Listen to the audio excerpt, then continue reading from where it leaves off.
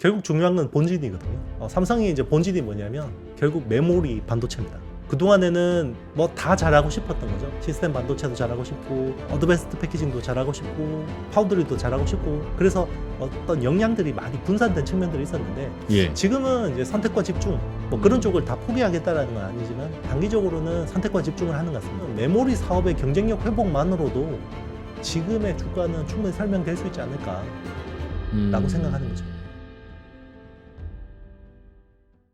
투자를 처음 하시는 분이 자꾸 투자를 머뭇거리면 주식 전문가들 혹은 뭐 주식 좀 해본 형들, 누나들이 야 그냥 어렵게 생각하지 말고 그럼 그냥 삼성전자 사두고 그냥 계속 갖고 있어. 그럼 되는 거야. 지난 10년, 지난 20년, 지난 30년 동안 그게 그냥 최고였어. 라는 이야기를 듣고 그런 거라면 나도 해볼 수 있지 않을까라는 생각으로 아마 그런 식의 투자를 시작하시는 분이 아마 꽤 계실 텐데 요즘 상당히 고민이 깊어지실 것 같습니다. 삼성전자 계속 갖고 가도 되는 거냐 아니면 지금이라도 좀 정리를 해야 되는 거냐 뭐가 문제가 있는 거냐 아니면 추가 매수나 혹은 단가를 낮추는 기회를 주는 거냐 뭐 다양한 고민들이 있을 텐데요. 오늘은 그래서 반도체 전문가 한 분을 모시고 반도체 얘기에서 약간 좀 떨어진 삼성전자 회사 그 자체에 대한 이야기를 좀 해볼까 합니다. 뭐 삼성전자 워낙 큰 회사니까 아마도 내부에서도 스스로를 진단하기가 쉽지는 않을 거예요. 그러나 또 어찌 보면 내부에서 스스로를 바라보고 진단하는 것만큼 이제 바깥에서 그닥 잘은 모르나 조각조각을 바라보고 있는 분들이 내놓는 진단도 꽤 중요하고 의미 있을 수는 있을 것 같아서 한번 들어보려고 합니다. HASL 파트너스의 이형수 대표님 모셨습니다. 어서 오세요. 네, 안녕하십니까? 예. 그런 질문 요즘 많이 받으시죠. 삼성전자 어떻게 해야 되는 거야? 네, 그렇죠. 방금 나가면서 박근영 부장님도 물어보고 가셨는데요. 뭐라고 답하세요, 그럼? 그러니까 이제 본인의 그 타임 스케줄에 따라서 다른 것 같습니다. 정말 뭐 1년, 2년 시계열을 보고 투자하시는 분들은 사실 요즘 같이 그냥 비중 확대하기 좋은 시점은 없는 것 같고요. 그럼 1, 2년 후에는 꽤 이번이 기회로 인식될 만큼 올라 있을 거다. 네, 저는 그렇게 생각합니다. 근거는요? 그렇게 생각하시는 이유는요? 일단 삼성전자가 가지고 있는 가치에 비해서 실력에 비해서 너무 과소평가되고 있다고 생각합니다. 그 말은, 이유는 결국 너무 기대감이 컸던 것 같아요. 삼성에 대한. 그게 무슨 말이세요? 그러니까 이제 시장이 생각하는 삼성전자에 대한 기대감이 너무 과하게 있었고 오히려 그것 때문에 실망해서 나가는 수급들이 오히려 더 지금 굉장히 디스카운트를 만들어주고 있는 거 아니냐 생각합니다. 그러면 그동안에는 그럼 과한 기대를 받았다는 건 주가가 그만큼 과하게 부풀려져 있었다는 얘기입니까? 그 말은 조정받는 게 합리적이다라는 얘기로 또 들려서 그럼 지금이 기회가 아니잖아요.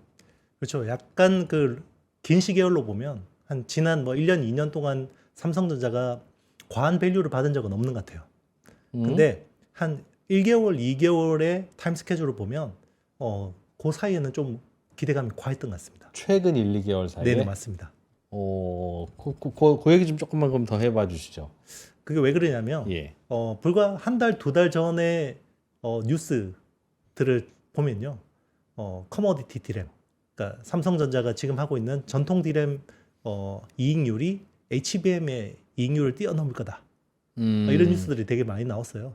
사실 그때쯤에서 외국인 수급들이 굉장히 많이 들어왔었고요. 한두 달쯤 전에? 맞습니다. 예. 그런데 이제 그 투자 아이디어가 완전히 깨진 거죠. 네. 수요하고 공급 측면에서 이제 그게 다 깨지면서 지금 이제 팔고 손절하고 나가는 물량들이 꽤 있지 않을까 저는 그렇게 보고 있습니다. 그럼 7만 원대에서 거의 8만 원대 후반까지 끌어올렸던 그 네, 맞습니다. 주가는 약간 좀 잘못 보고 들어온 거니까 그분들 나가는데 좀 충격이 좀 있는 것 같고 그분들 나가니까 또 휩쓸려서 같이 이게 뭔가 싶어서 나가는 분들까지 해서 주가가 좀 그런 것 같다. 지금은 그럼 조금 좀 과한 매도라고 보신다는 거군요. 네, 저는 그렇게 보고 있습니다. 그래요? 그분들은 왜 그런 착각을 했을까요? 일단 이제 수요와 공급 측면에서 굉장히 많이 달라졌는데요. 네. 수요 측면에서 저도 이제 굉장히 어떻게 보면 기대했던 부분들이 하반기는 우리 AI라는 그 어떤 투자 사이클이 예. 상반기까지는 그러니까 상반기 그리고 작년까지는 1년 6개월 동안 서버 클라우드 인프라 사이클이었잖아요. 그래서 엔비디아와 엔비디아의 친구들이 주도하는 사이클이었고 여기서 이제 안에서 이제 변형이 일어나는 거였는데 결국 AI가 이제 우리 디바이스 PC로 내려오고 스마트폰으로 내려오고 그래서 AI PC에서 가장 큰 기대를 모았던 게 퀄컴이라는 기업이었고요. 예. 퀄컴의 이제 스냅드래곤 X 엘리트라는 칩셋이 결국 윈도우 코파일럿의 제일 좋은 칩이 될 거다. 그래서 AI PC 수요를 뭔가 견인할 거다라고 이제 기대를 했었고요. 실제로 그것 때문에 제조업체들도 좀 재고를 과하게 좀 쌓아놨던 측면들이 있습니다. 무슨 제조업체들이요? 그 PC를 만드는 업체들이 예. 그 메모리 재고를 좀 공격적으로 가져갔었어요. 네. 퀄컴 CPU를 장착한 네네. 메모리도 잔뜩 들어간 PC 네네. 만들어 보려고 맞습니다. 많이 사갔다. 그렇죠. 그것 때문에 이제 주가도 가파르게 좀 오르고 실적도 그렇죠. 일시적인 수요인 것 같다는 거죠. 그게 이제 사실 AI PC가 생각보다 별로였어요. 왜 그러냐면 이제 그동안에 그 PC라는 거는 윈도우 OS잖아요. 마이크로소프트 윈도우 OS 기반으로 인텔 칩, AMD 칩 그런 쪽을 이제 x86 아키텍처라고 하거든요. 예. 그러니까 x86 아키텍처 기반의 칩을 기반으로 윈도우 OS를 같이 이렇게 우리 흔히 이야기하는 윈텔 동맹이라고 합니다. 윈도우 OS 인텔 동맹. 예. 이제 그런 식으로 해서 보통 프로그램들이 개발이 돼 있잖아요. 게임도 개발돼 있고 여러 가지 우리 그 오피스 같은 것들도 그런 식으로 개발이 돼 있는데 스냅드래곤 X 엘리트 같은 경우는 ARM 기반의 칩이거든요. 그래서 저전력 AI 성능에서 굉장히 좋은데 기존에 있는 프로그램들이 제대로 좀 안 돌아가는 삐걱거리는 것들이 있었어요. 그게 호환의 문제가 좀 있었습니다. 그러다 보니까 그게 생각보다 수요에 큰 도움이 안 됐었고요. 그리고 AI 스마트폰에서 또 기대하는 게 이제 애플이라는 기업이었죠. 근데 애플 인텔리전스는 공개했을 때 기대감은 굉장히 높았었습니다. 6월에 이제 WWDC에서 네. 공개했을 때 이건 될 것 같다라고 해서 굉장히 이제 투자자들을 환호했는데 이번에 아이폰 16 시리즈하고 같이 공개를 했었어야 되거든요. 거기서 이제 윈도우 iOS 18, iOS 18을 업데이트하면서 아이폰 16 시리즈를 내놓아야지 이게 되는 거였는데 아무래도 소프트웨어 완성도가 좀 떨어진 것 같습니다. 그래서 하드웨어 먼저 내놓고 이게 애플 인텔리전스에 최적화된 하드웨어입니다라고 내놨는데 그런데 소프트웨어는 좀 한 두어 달 기다려 보세요. 이러니까 네, PC하고 스마트폰 쪽에서 둘 다 이제 이게 무너진 거죠. 네. 그러면 개인적으로는 한 두어 달 있으면 나오는 애플 업데이트는 네. 괜찮을 걸로 예상하세요? 괜찮았으면 좋겠는데요. 제가 보기에 보통 이렇게 한번 이렇게 삐걱거리는 경우가 이렇게 예쁘게 나오는 경우가 좀 드문 것 같습니다. 그래서 오히려 애플 인텔리전스는 내년에 나오는 모델이 아이폰 17 시리즈가 그래도 제대로 된 제품과 소프트웨어가 아닐까 생각이 들어요. AI가 포함되어 있는 PC 네. 또 그러면 내년쯤 되면 예상했던 수요가 나올 걸로. 거기는 이제 빨리 호환성 문제를 해결을 해야겠죠.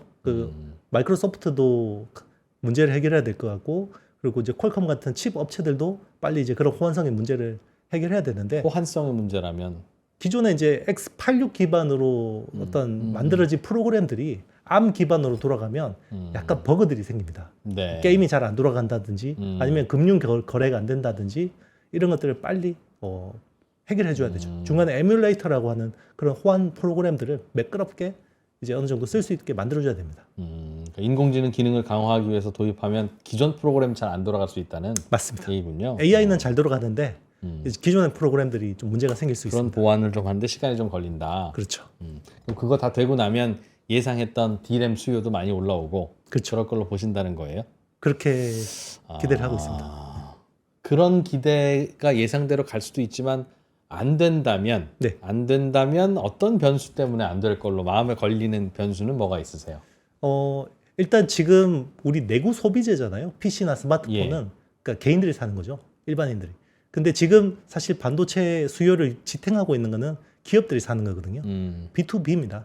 그리고 이제 서버, 특히나 AI 서버, 서버 중에서도 AI 서버, 굉장히 비싼 서버가 어떻게 보면 수요의 중요한 축인데 여기가 무너지면 그러니까 서버 쪽의 수요, 빅테크들이 구입하는 서버 AI 서버 구입을 줄이면 뭐 지금 PC가 올라오고 스마트폰이 올라와도 아무런 큰 도움이 안 됩니다.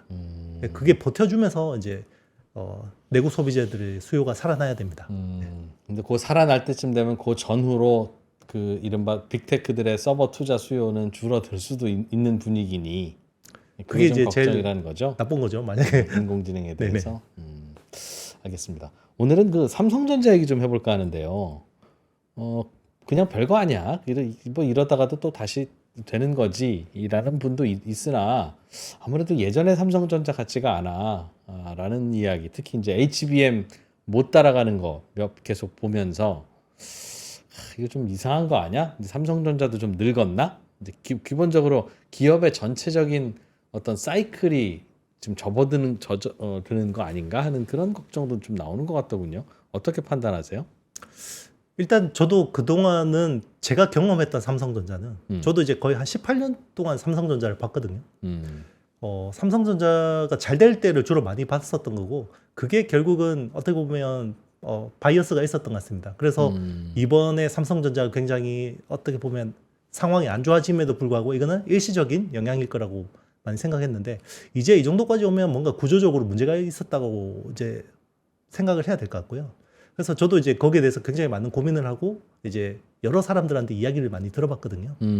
그래서 제가 보고 나서 이제 내린 결론은 우리가 흔히 시스템의 삼성이라고 하던 관리의 삼성, 네, 그렇죠. 조직의 삼성. 모든 대기업들이 삼성의 시스템을 모방하고 따라가고 그런 시절이 있었잖아요. 불과 몇 년 전만 해도.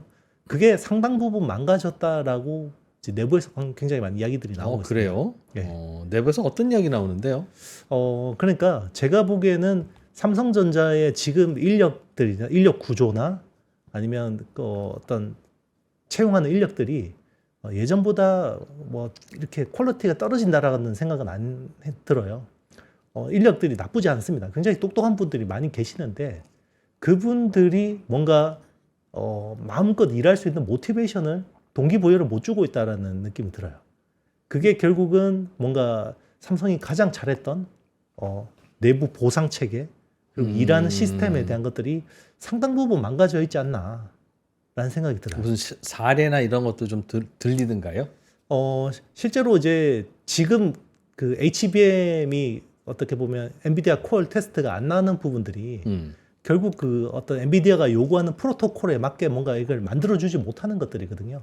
그러면 이게 여러 부서들이 붙어서 이거를 뭔가 협업을 해야 되는데요.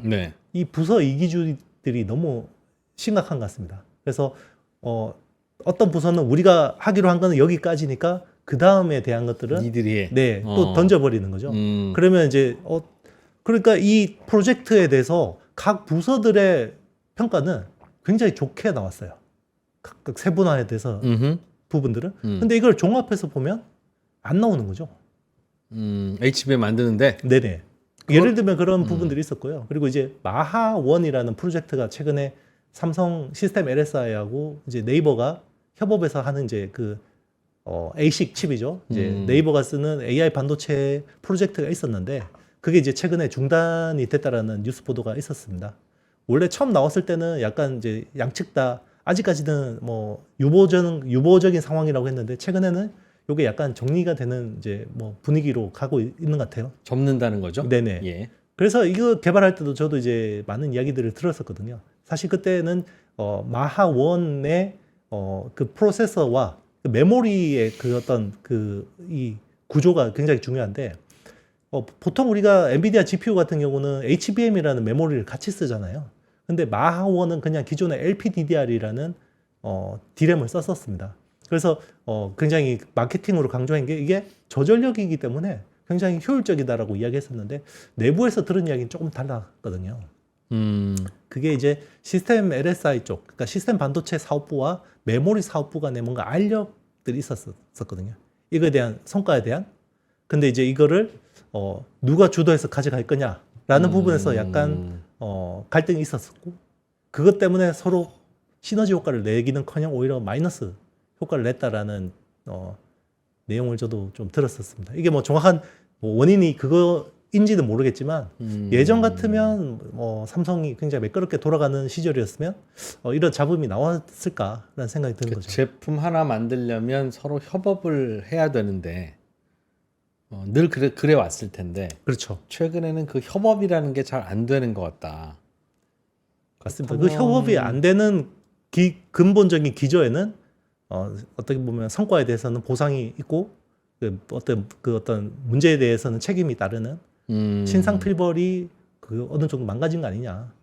보통은 그게 제대로 오히려 작동하지 않을 때, 즉 뭐 과도하게 신상 필벌의 기준이 엄격하게 작동하면 나 지금 나할 일밖에 없는데 니들 거 같이 도와줄 시간이 없어. 내가 이거 도와준다고 해서 내 점수 올라가는 거 아니야. 이런 식으로 이제 일이 벌어지면 또 그런 일이 벌어지기도 하는데 왜 그렇게 됐을까요? 뭐 그거는 사실 제가 이제 3%에 좀 어떻게 보면 제안하고 싶은 게 네. 예전에 정말 삼성이 잘 나갔을 때 그런 쪽 인사 쪽을 담당했던 분들 모셔서 한번 이야기를 들어보면 좋을 것 같아요.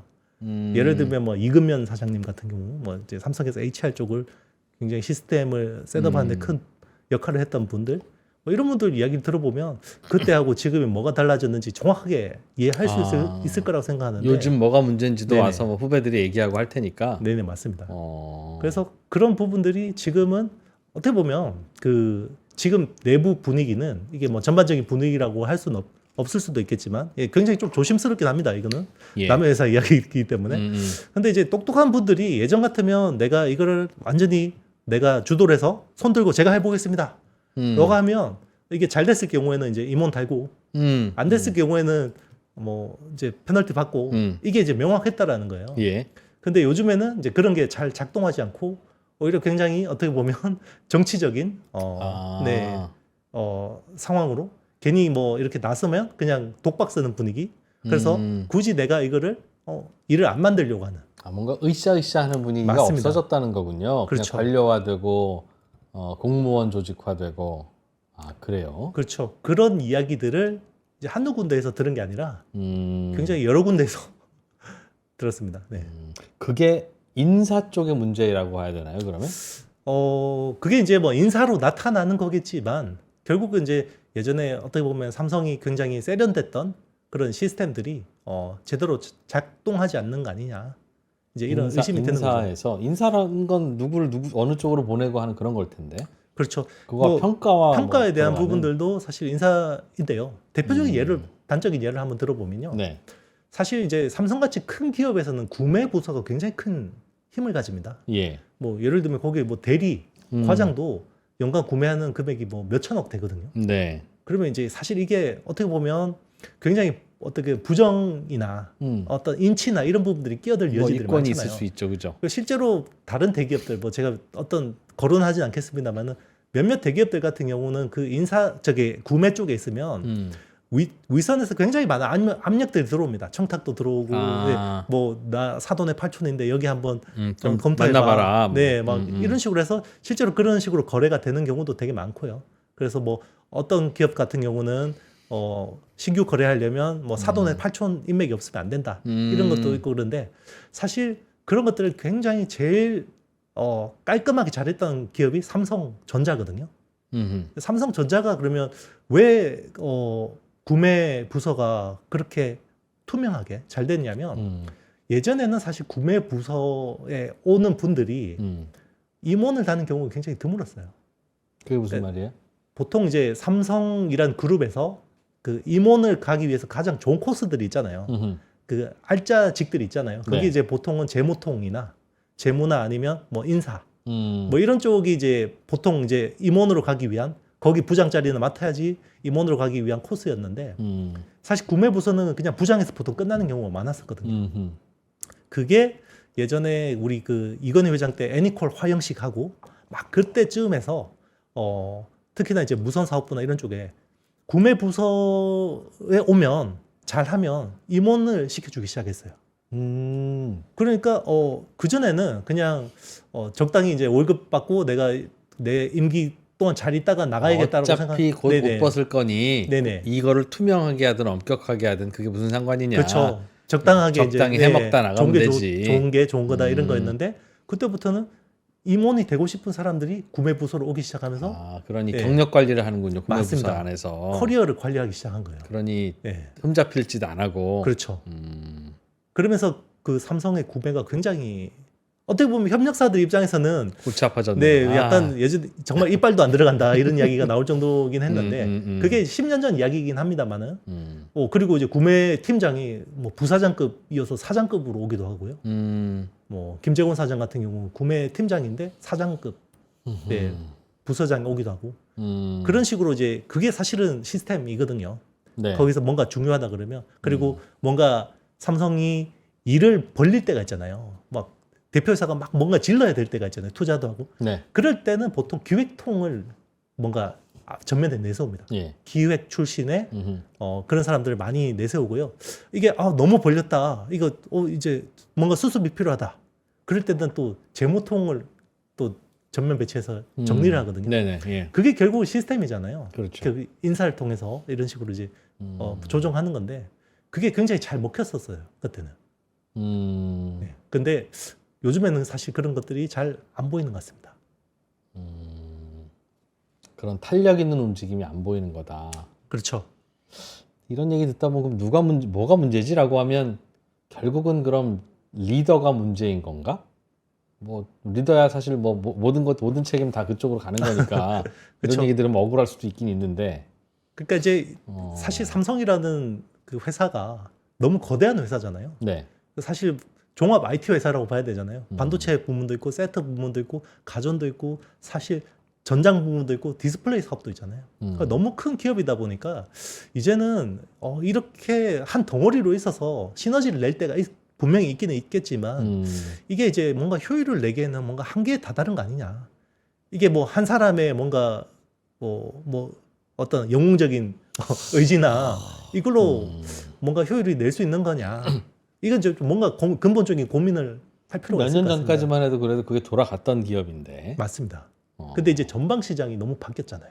뭐가요? 왜요? 어떻게? 왜냐하면 지금은 이제 모든 게 AI가 중요해지고 있고 AI라는 건 결국 고객들이 최적화해서 뭔가 맞춤화하는 굉장히 스피디하게 뭔가 전방 시장의 변화에 발맞춰야 되는데 큰 거대 기업으로 덩어리로 있다 보면 그런 쪽에서는 아무래도 순발력이 떨어질 수밖에 없거든요. 만들어 놓고 기성품 사가세요 하던 거에서 네. 다 일일이 맞춰주고 해야 되는데 그런 근육이 잘 원래 안 움직이던 조직이다. 맞습니다.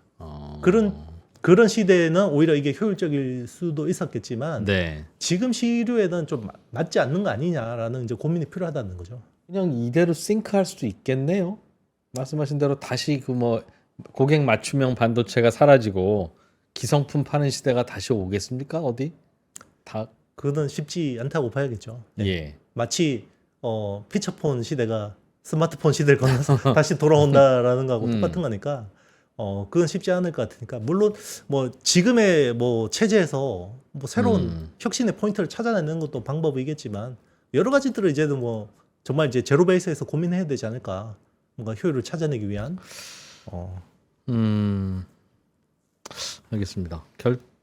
결국은 이제 비메모리 사업에서 뭔가 자꾸 뒤틀리는 문제가 생긴다는 뜻인가 보네요. 맞습니다. 이제 사실 2030년까지 시스템 반도체에서 1등 하겠다라고 이제 선언했을 때만 해도 굉장히 어떻게 보면 꿈과 희망에 찼었는데요. 네. 지금 결과로 보면 우리는 이제 삼성이 파운드리 못해서 지금 뭐 시스템 반도체가 잘 안 된다라고 뭐 생각하는 경우가 많은데요. 물론 예.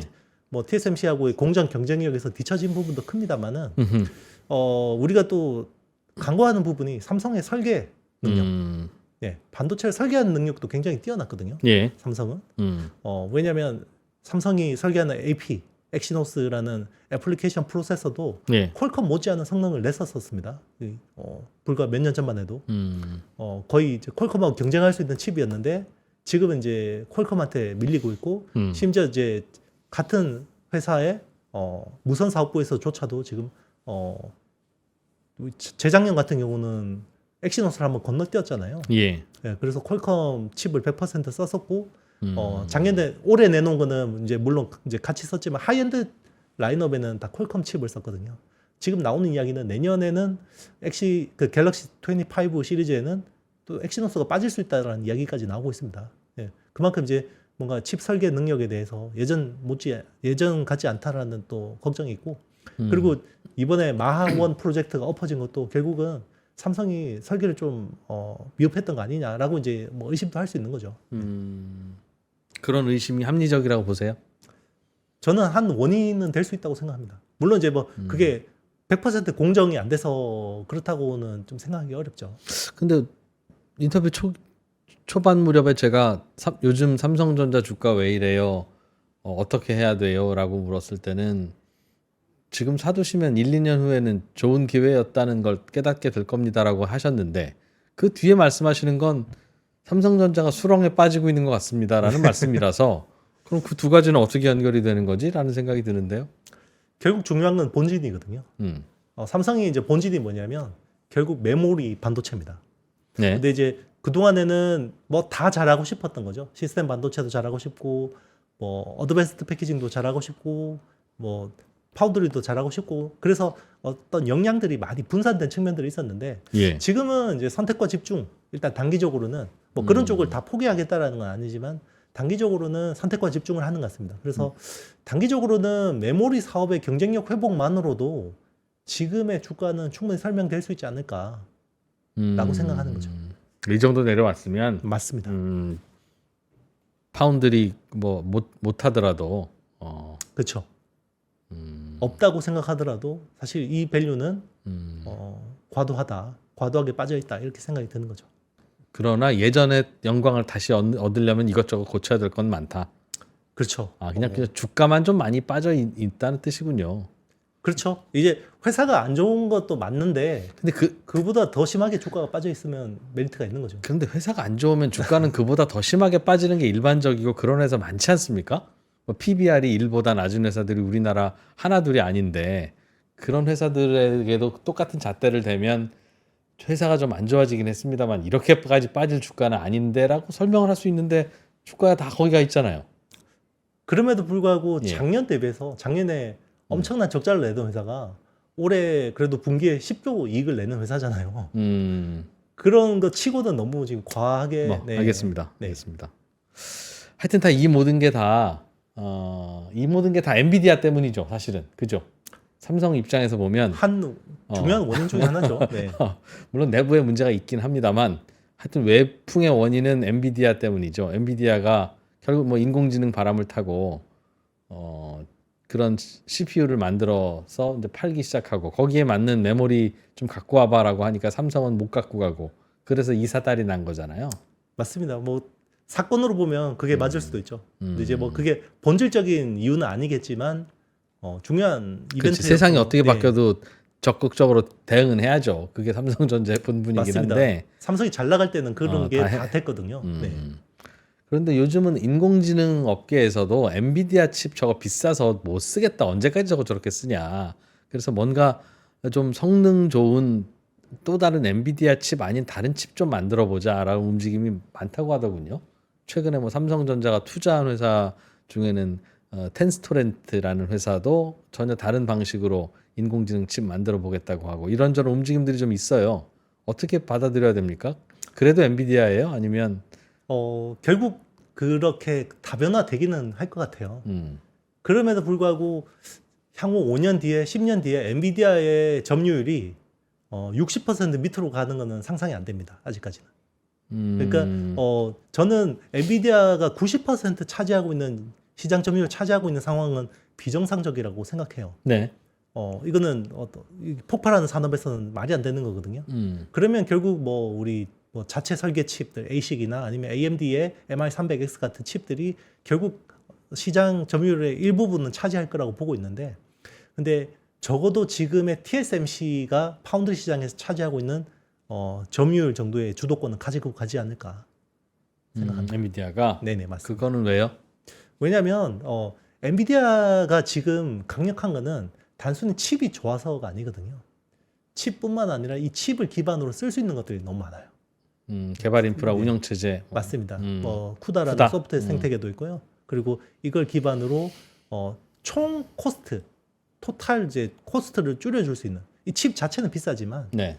엔비디아의 전체 솔루션을 쓰면 오히려 또 효율적으로 떨어뜨릴 수 있는 비용을 이제 그런 솔루션들이 많습니다. 왜냐하면 이제 엔비디아는 GPU라는 거를 기반으로 이제 CPU도 내재화를 했고요. 그레이스라는 CPU도 내재화했고, 예. 그리고 이걸 기반으로 GB200이라는 서버 렉까지 하고 있고, 그리고 이제 이 서버 렉에서 전기 수요가 너무 폭발하잖아요. 너무 과하게 나오다 보니까 전기 수요를 그러니까 전기 소모를 줄여줄 수 있는 리퀴드 쿨링이라는 액체 냉각 이런 기술들도 이제 선도적으로 적용하고 있고, 그리고 이제 시뮬레이션도 중요하잖아요. 뭐 로봇이라든지 자율주행차라든지 이런 것들도 시뮬레이션을 또 가상 세계에서 할 수 있는 옴니버스도 제공해주고, 그러니까 엔비디아 칩을 사면 그 다 쓸 수 있는 거죠. 근데 이거를 다 배제하고 그럼 다른 쪽으로 가야 되는 거거든요. 그러면 그렇게 들으면 시장 없는데 이거 파고드는 업체들은 그럼 뭘 믿고 파고들어요? 그러니까 엔비디아가 다 할 수는 없잖아요. AI가 굉장히 많이 확장이 될 텐데 네. 여러 영역에서 확장이 될 거 아니에요. 그 중에 뭐 예를 들면 뭐 로봇도 있을 거고 자율주행차도 있을 거고 심지어 바이오 단백질 매칭하는 것도 뭐, 있을 네네, 거고요. 예. 뭐 여러 가지 어플리케이션들이 있을 거 아니에요. 거기서 A-나 B볼 정도의 성능은 다 낼 거예요. 엔비디아 GPU라는 게. 네. 근데 거기서 특정 영역에서는 내가 A0 이상 성능을 낼 수 있다. 그러면 이제 텐스토렌트 같은 업체가 뭔가 한번 배팅을 해볼 만한 거죠. 그러면 인공지능의 용도에 따라서 다른 칩이 적용될 수도 있고 안 될 수도 있고 그런 거예요? 그러니까 이제 그거는 데이터 학습이라는 영역에서는 엔비디아 칩을 당장은 그 네. 누구도 대체하기는 쉽지 않을 거라고 보고 있고요. 근데 이제 추론, 인퍼런스, 추론 쪽으로는 이제 그런 식으로 서비스가 되잖아요. 네. 그런 쪽에서는 ASIC이라는 이제 주문형 반도체가 특정 영역에서 하나하나씩 나올 수가 있습니다. 그럼 학습을 마친 인공지능의 추론 게임에서는 다른 반도체가 쓰일 수도 있다. 맞습니다. 전기도 적게 써야 되고 그리고 이제 특화된 영역에서는 그 칩이 더 잘할 수 있고. 그래서 리벨리온이라는 회사도 최근에 뭐 NPU라는 네. 리벨이라는 칩을 내놓는 것도 그 특정 영역에서 우리가 이쪽 영역에서는 엔비디아보다 좀 더 나을 수 있겠다라고 이제 생각하는 거죠. 요즘 그 인공지능의 이른바 줄이라고 하는 라지 랭귀지 모델 LLM의 경우에는 학습도 해야 되고 그 학습에 기반해서 뭔가 솔루션 결과물도 내놔야 되잖아요. 결과물을 내놓는 과정을 우리가 추론이라고 불리는 겁니까, 그럼? 네, 맞습니다. 미리 이제 학습한 거를 기반으로 뭐 사람이 이제 그 학습을 열심히 공부를 했으면 이제 네. 그걸 기반으로 대답을 하잖아요. 예. 그게 이제 추론인 거죠. 근데 그거는 엔비디아 칩 아니라도 돌아갈 수 있을 것 같으세요? 엔비디아 칩을 쓰면 좋습니다. 추론도. 네. 근데 엔비디아 칩이 너무 비싸잖아요.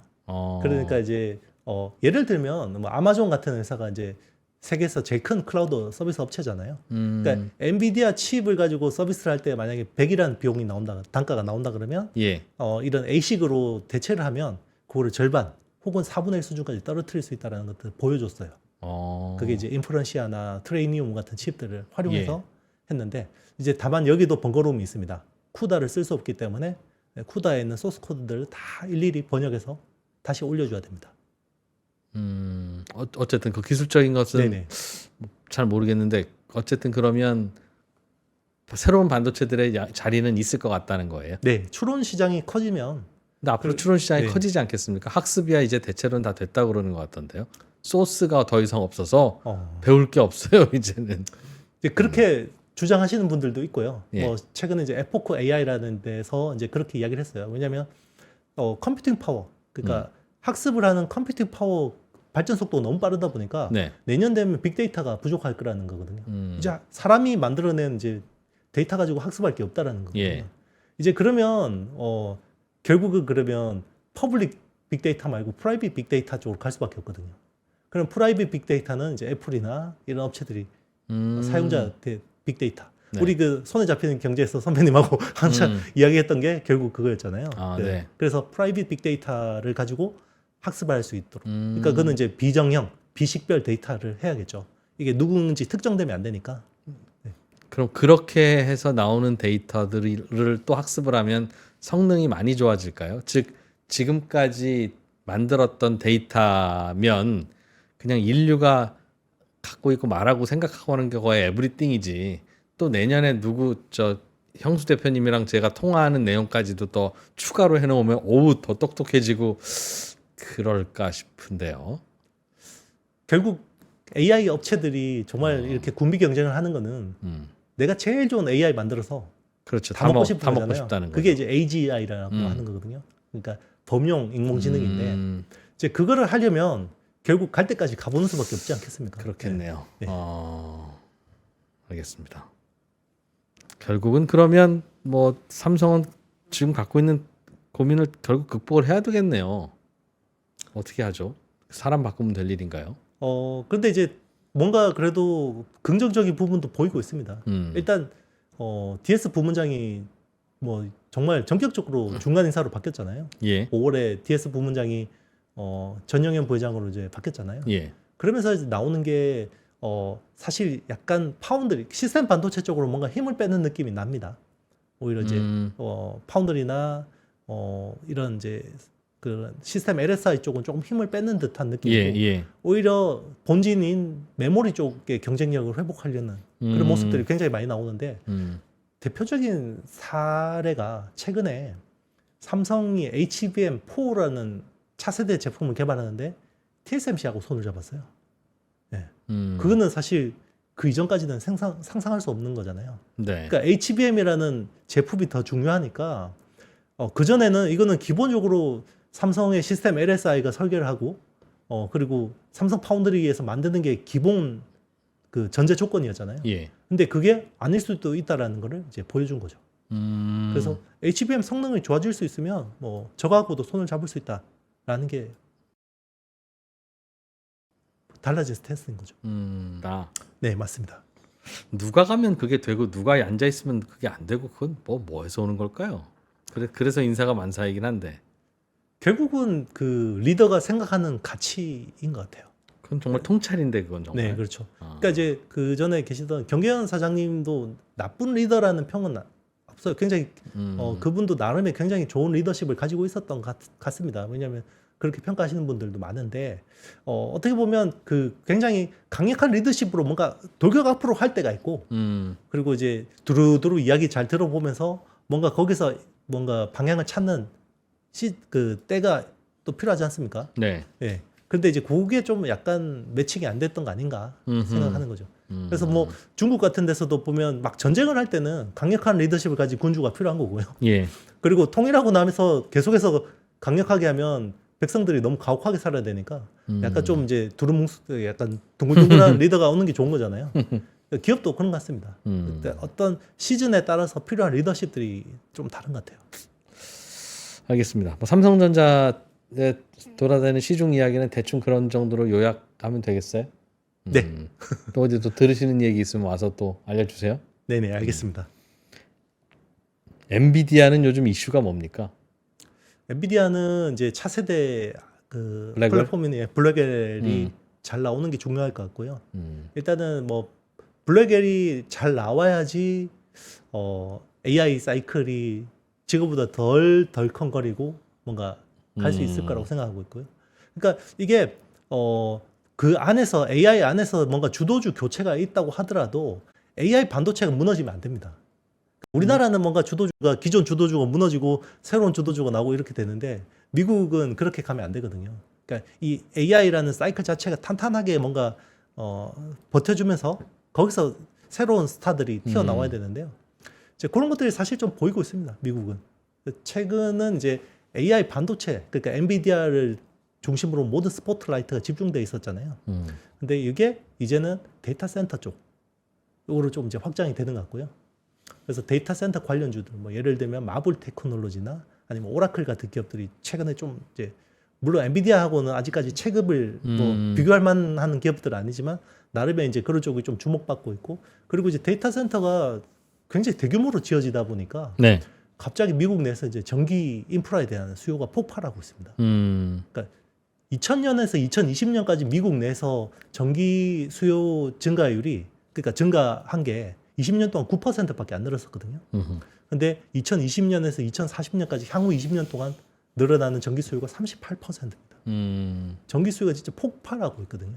안 그래도 마이크로소프트도 최근에 원자력 발전소 하나 죽어 있는 거 샀다고 그러더군요. 그렇죠. 그게 이제 최근에 컨스텔레이션 에너지라는 회사가 그 2019년에 셧다운 시킨 거였거든요. 네. 거기가 정말 미국 최악의 원전 사고가 발생했던 데입니다. 네. 거기가 원전 그 용융로가 녹아가가지고 방사능 수치가 1000배 올랐어요. 그래서 10만 명이 대피를 했었거든요.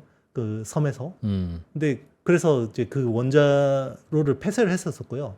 그 옆에 이제 수명이 다 돼서 이제 죽은 게 1기였고 2기에서 사고가 터졌는 건데 그 1기가 2019년에 셧다운된 건데 최근에 전기 수요가 너무 폭증하다 보니까 그걸 다시 재개하기로 했습니다. 그래서 네. 16억 달러 투자해서 향후 20년 동안 마이크로소프트 AI 데이터 센터에다가 전기를 공급하기로 한 거죠. 블랙웰은 왜 생각보다 좀 늦는 걸로 정리되고 있어요? 뭐 정확한 이유는 뭐 엔비디아에서 이야기를 안 하고 있지만 일단은 설계 그 인터포저 쪽 이제 칩과 칩이 커뮤니케이션 하는데 뭔가 불량이 있었던 것 같고요. 이제 마스크를 교체했다라는 거는 설계 쪽에서 뭔가 문제가 있었다라고 볼 수 있습니다.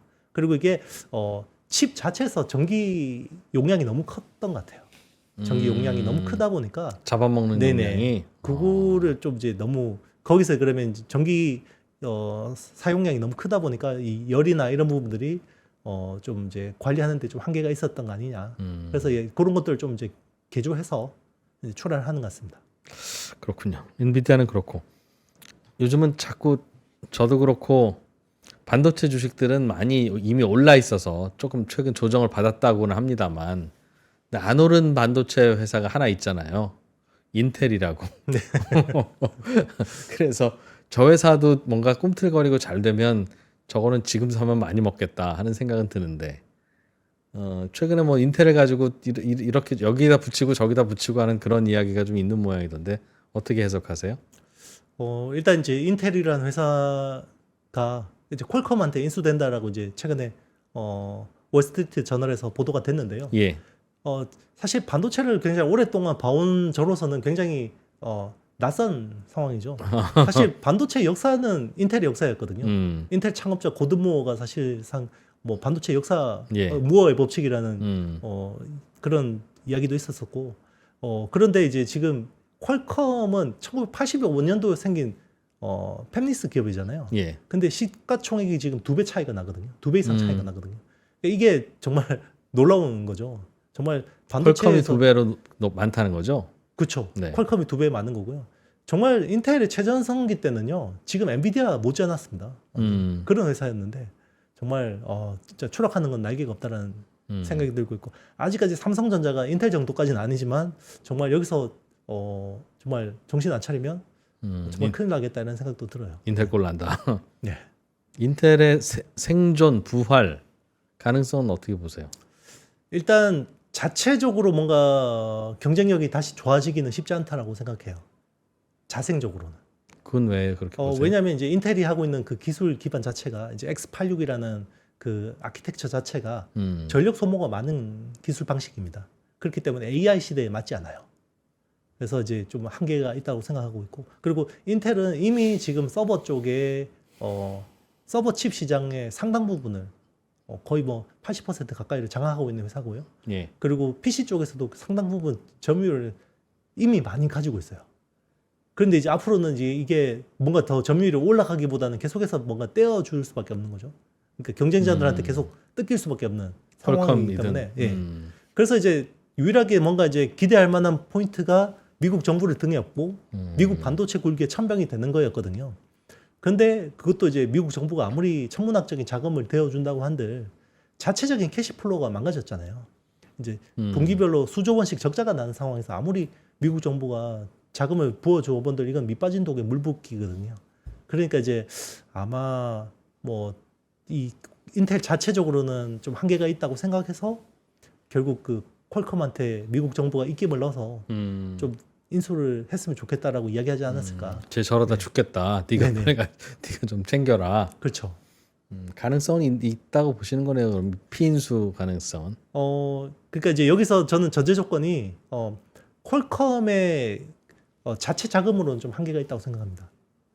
퀄컴이 가지고 있는 현금이 그러니까 시총이 절반 차이밖에 안 나.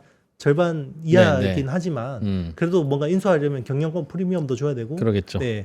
그렇기 때문에 뭔가 미국 정부가 뭔가 보조해주지 않으면 쉽지 않을 거라고 생각하고 오히려 그냥 뭐 퀄컴 입장에서는 퀄컴의 주주나 경영진 입장에서는 인텔의 핵심 알짜 사업만 떼오고 싶을 것 같아요. 회사 자체 인수가 네네. 아니라 네, 거기서 쓰러지게 두고. 그렇죠. 인텔이 사실 그리고 좋은 IP들이 굉장히 많이 가지고 있거든요. 예. 그런 것들을 이제 뭐 주워 먹고 싶겠죠. 사실 삼성도 그런 부분에서는 좀 잘 주워 먹으면 좋은 거고요. 네. 그런데 그렇게는 안 하고 통째로 회사를 사가라고 할 거다. 미국 정부 입장에서는 그걸 용인하기가 쉽지 않겠죠. 왜요? 그냥 어쨌든 미국이 하는 지금 반도체 굴기라는 게 결국 제조업 굴기잖아요. 근데 인텔이라는 회사가 없으면, 그러니까 인텔이든 뭐 퀄컴이든 어쨌든 이 팹이 없으면 네. 예, 그 TSMC를 뭐 대체하기가 어렵잖아요. 네. 그렇다고 해서 삼성 파운드리를 키워주기도 뭐 쉽지 않은 판단인 거고요. 그럼 미국 정부의 입김이라면 계속 추진이 되겠네요. 근데 이제 추진을 하고 싶을 텐데 그것도 이제 한계라는 게 있잖아요.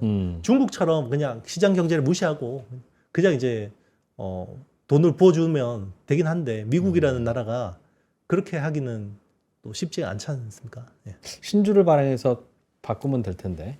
그것도 저는 가능하리라고 생각합니다. 그러게요. 그러나 뭐 현재 주가로 그럼 가치 평가를 하면 주가가 오르거나 할 것 같지는 않고. 알겠습니다. 남은 하반기 어떻게 그래도 시총 1위가 삼성전자고 2위가 하이닉스인 이 상황에서 뭘 좀 들여다보고 뭘 좀 신경 쓰실 거예요, 대표님은? 일단 제가 거의 한 달에 한 번씩 여기 3프로 TV에 출연을 하는데요. 하반기는 제가 테크 투자하기에 별로 좋은 시점은 아니라고 말씀드렸고, 굳이 이제 뭐 테크를 투자한다면 미국이 국내보다 낫다라는 뷰를 말씀드렸었거든요. 근데 그 뷰는 적어도 저는 10월까지는 유효할 것 같습니다. 한 달 남았네요. 네네. 10월이면 왜요? 이게 이제 결국은 지금이 어떻게 보면 이제 부정적인 요인들이 복합적이긴 하지만 사실 미국의 정치적인 불확실성이 더 중요한 영향을 미쳤다고 볼 수 있거든요. 그러니까 이번 어떻게 보면 미국을 중심으로 이 AI 호황이 일어나는 거는 물론 이제 AI 쪽에서 폭발적으로 이제 수요가 일어난 것도 있지만 미국이 제조업을 리쇼어링하기 위해서 40%의 보조금을 주면서 투자를 시킨 거잖아요. 그게 우리 어떤 수출이나 경기에 큰 도움이 됐던 것도 사실이고요. 근데 이게 두 후보 간에 뭔가 어떤 산업 정책이 상이하게 다르다 보니까 지금은 기업들이 투자를 유보하거나 지연시킬 수밖에 없는 상황입니다. 그래서 그게 지금 단기적으로 영향을 받고 있다고 생각하거든요. 그래서 미국 대선이라는 이 불확실성이 어느 정도 해소가 되면 결정이 되면 다시 이런 부분에서는 좀 더 반등을 할 수 있다고 생각합니다. 그래서 일단 적어도 저는 연말에는 국내 반도체가 한번 반등을 할 수 있을 거라고 보고 있는데 이게 내년에도 지속될 건지 여부는 결국 수요가 얼마나 올라오는지에 대한 어떤 확인을 해야 될 것 같아요. 개인적인 예상은 어떻게 하고 계세요?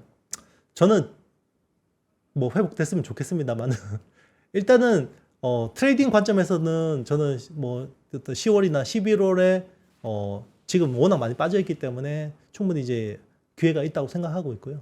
이게 만약에 뭔가 사이클이 좀 더 지속이 된다 그러면 다시 반등한다고 그러면 굉장히 또 예상치 않는 뭐 허를 찌르는 상승 그게 이제 내년 상반기에는 충분히 아주 이상적인 시나리오에서는 가능하다고 생각합니다. 하이닉스는 어떻게 보십니까? 요것도 이제 조금 이제 어떻게 보면 변수들이 다르긴 합니다. 네. 일단 지금 3분기 어떤 그러니까 지금 제가 반등하기 위해서는 전제 조건들이 필요한데요. 반등하기 위해서는 악재가 다 반영이 돼야 돼요. 근데 주가가 많이 빠졌으니까 악재가 다 반영됐을 것 같잖아요. 다 반영이 안 됐습니다. 왜 그러냐면 일단 지금 3분기 실적에 대한 디스카운트가 진행되고 있거든요. 그래서 지금 SK 하이닉스 같은 경우는 한 5천억에서 한 7천억 저는 개인적으로 3분기가 당초 예상보다 적게 나올 거라고 보고 있고 삼성전자 같은 경우는 2조 원에서 3조 원 정도가 당초 예상보다 적게 나올 거라고 보고 있어요. 그래서 10조 원 내외의 영업이익이 이제 이번에 나올 거라고 보고 있는데 3분기에 대한 디스카운트는 지금 이제 리서치 쪽에서 상당 부분 진행이 됐어요. 그래서 디스카운트한 어떤 추정치들이 반영이 돼 있는데 저는 내년에 대한 실적 디스카운트가 필요하다고 생각해요. 지금 내년에 삼성전자와 삼성전자 DS와 SK하이닉스에 대한 이익 추정치가 여전히 낙관적이라고 생각합니다. 내년 이익의 추정이 네네. 그게 이제 좀 저는 하향 조정돼야 될 거라고 생각해요. 하향 조정되면 그때부터는 이제 거의 뭐 바이더 딥의 기회가 있지 않을까. 한 번 더 내려야 된다는 뜻이네요. 주가는. 그게 뭐 더 내릴 수도 있고요. 뭐 그냥 여기서 옆으로 기다가 갈 수도 있는 거고. 그럼 돌이켜 보면 오버슈팅한 주가를 굳이 설명하기 위해서 실적을 갖다 끌어다 붙였는데 그게 별 근거가 없었던 거였다. 뭐 근거가 있었는데요. 그 아이디어가 깨진 거죠. 뭐였어요? 일단 수요는 온 디바이스 AI가 제일 중요한 수요 중에 하나였고요. 그리고 이제 스마트폰과 PC가 아니 그래도 좀 좋아지지 않을까라는 거 있었고 그 공급적인 측면에서는 레거시 쪽에서 아무래도 DDR5나 HBM으로 전환하고 나면 여기서 그 공급 부족으로 굉장히 많은 이익을 낼 거라고 생각했는데 중국의 CXMT라는 회사가 물량 폭탄을 던졌죠. 최근에 그래서 CXMT가 DDR4 같은 레거시 쪽으로 엄청나게 그 물량을 치고 들어오면서 지금 CXMT가 마이크론이 생산할 수 있는 능력의 50%를 넘었었더라고요.